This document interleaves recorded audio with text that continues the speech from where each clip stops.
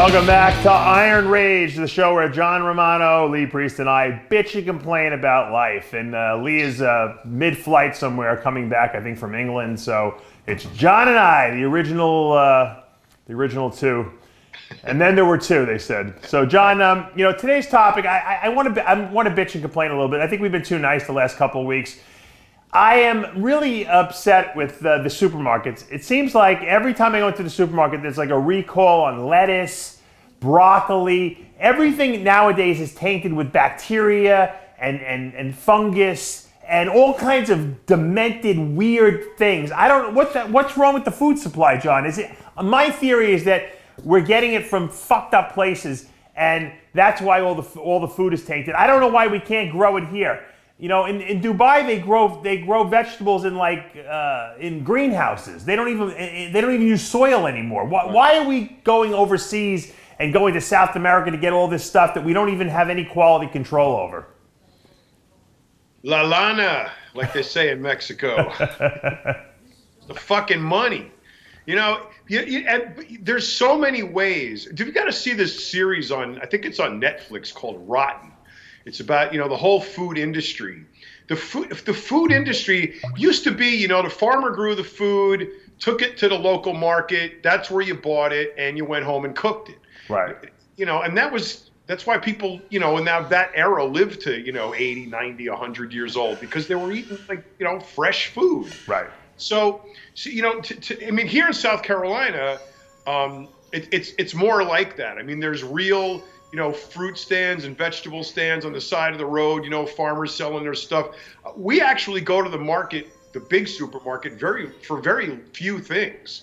I mean, we have a butcher in town we go to for the meat. I got a fish place I go to, and got vegetables and fruit we get at the farm stand. Right. It's kind of like it used to be in Long Island, when we were kids. Yeah. So it's kind of reverted back to that. I wouldn't buy very much from the supermarket because of the way that the food that is available in the market is so, even if it's like a fresh head of lettuce, it's really not a fresh head of lettuce. It's genetically engineered and modified and planted somewhere else and harvested with this thing. And, it goes through a chemical bath before it gets packaged. It's not really lettuce anymore. The lettuce is the medium to carry the chemicals. Yeah, that's another thing. Now they're telling you that if you don't wash the vegetables, that you're going to get poisoned. So you're not, I'm trying to eat a high vegetable diet to think I'm healthy, and I'm actually probably poisoning myself with all these pesticides. Because how the heck are you going to wash all these pesticides off of it? Like you said, a head of lettuce or a head of broccoli. It's just impossible. You rinse it, the water just runs right off of it. These pesticides are probably waterproof anyway, because they don't want the rainwater to wash off the pesticides, right? You got to look at it this way, okay?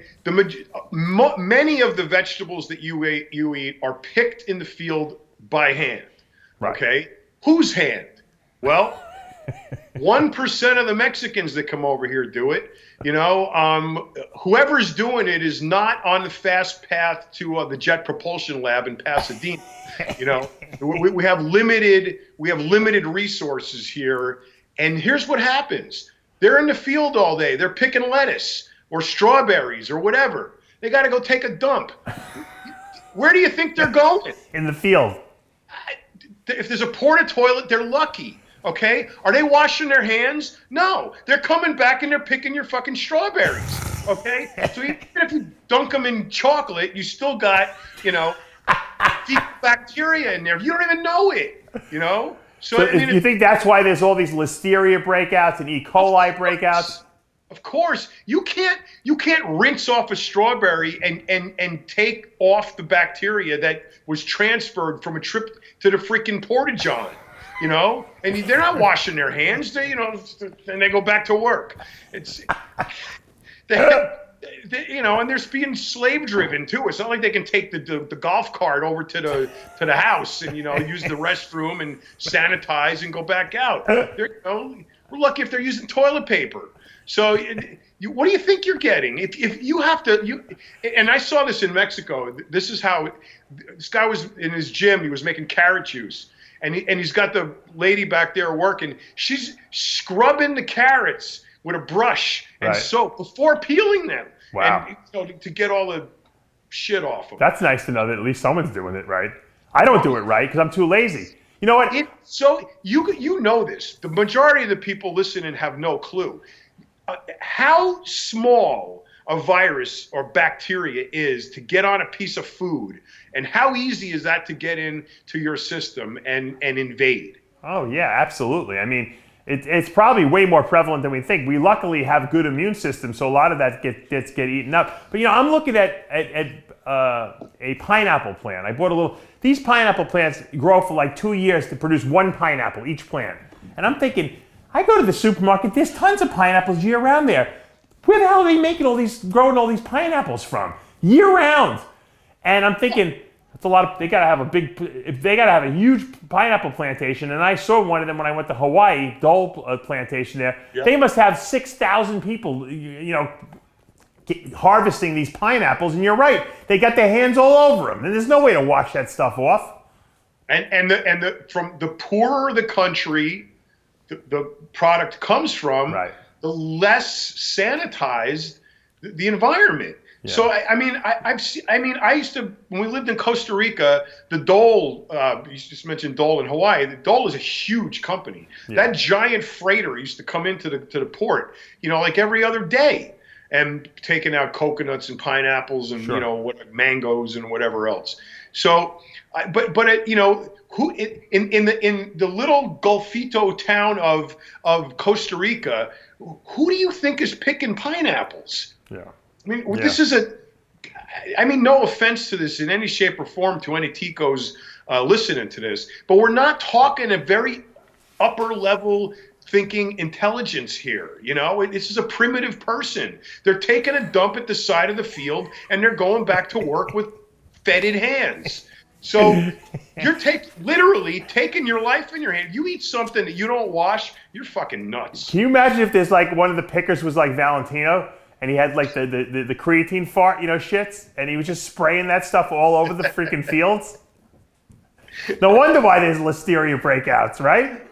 All kinds of stuff. You get salmonella breakouts, you get wisteria, you get dysentery, E. coli. All kinds of, There's nothing safe to eat anymore, John. That's the problem. I don't know what to fucking eat anymore. This thing's not good for your kidneys. This thing's not good for your liver. This thing's not good for your cholesterol, your heart. This thing is gonna poison you. There's no safe food. Actually, McDonald's might be the safest thing to eat. Actually, because at least it's sterile.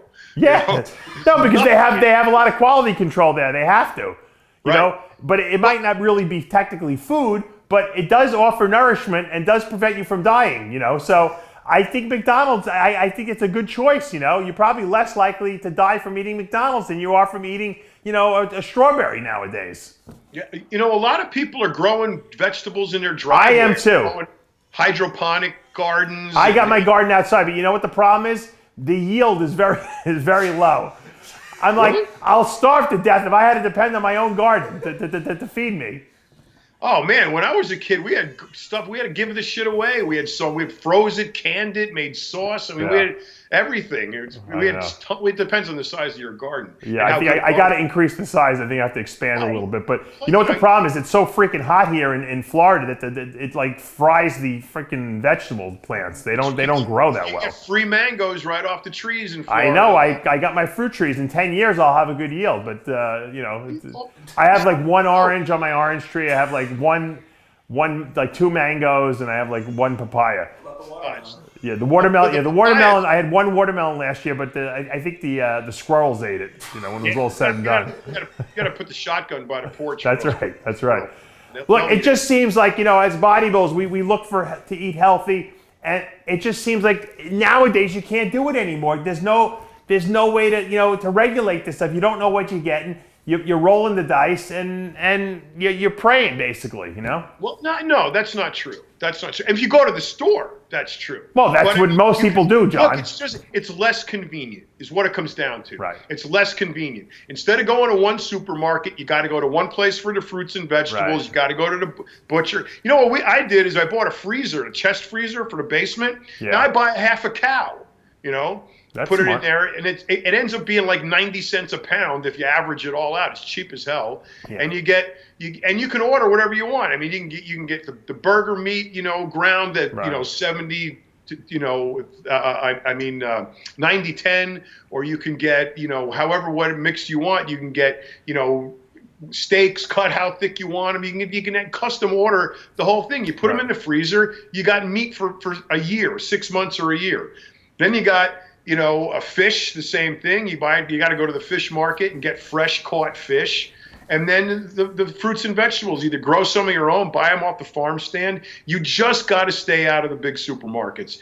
If you're going to be a bodybuilder and eat healthy, you got to consider that just eating steamed broccoli and grilled chicken and steamed rice is not enough anymore, because those foods are processed to some degree. Yeah. Well, and you don't know by who and how and where and by what means. So you got to at least know what you're eating. So you got to go to the local, you got to support the local food stands, the farmers markets, however. And in some places you're not going to find that, and you're going to be subject to the supermarkets. But you can still buy a lot of stuff mail order, off the internet. You can definitely buy meat and fish and if anything, frozen that way. So there's choices. It's just a pain in the ass. It's not like, oh, just go to Publix, load up the cart, and pay and go home. It's not like that anymore. If you want to, isolate yourself from the potential, problems that can arise from eating hyper processed food. Yeah. Well, I say, guys, you can't live your life in fear. Go for it. Eat whatever you want. Don't fucking worry about it. Don't read the news. Unless you get sick, it's not a big deal. A little mercury, a little listeria, a little E. coli never killed anyone. Not that I know, at least. So that it must be good, right? As long as that's not in my backyard, that's all I care about. And if you got a big piece of property, fucking plant your own crops, eat your own food, go fish in your own backyard, and don't complain to me, because that's what I'm going to start doing, John. I'm going to be like the wilderness. I'm going to be like Grizzly Adams. I'm going to live off the land from now on. I'm not going to any supermarkets anymore. I'm going to grow my own cattle. I'm going to have my I'm going to have my own garden. I have my own fruit trees. And by the time I'm 95 and ready to die, I'll probably be self-sufficient finally, living off the fat of the land. You might get a watermelon out of that. Until then, we'll just have to deal with the toxicity of society. I'm Dave Palumbo with John Romano for another episode of Iron Rage.